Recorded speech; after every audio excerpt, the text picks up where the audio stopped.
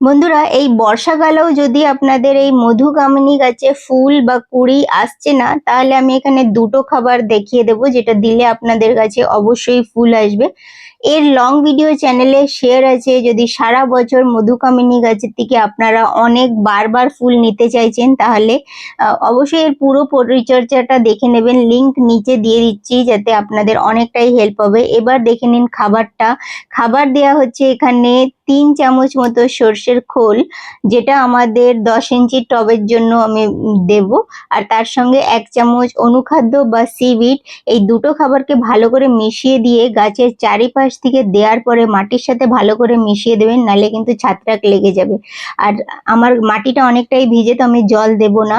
এই ধরনের ভিডিও দেখতে হলে চ্যানেলটাকে অবশ্যই সাবস্ক্রাইব করে নেবেন। আমি এই ধরনেরই আপনাদের পরিচর্যা দেখাই। আর এটা একটা স্থায়ী গাছ, ভীষণ সুন্দর সুগন্ধও আসে।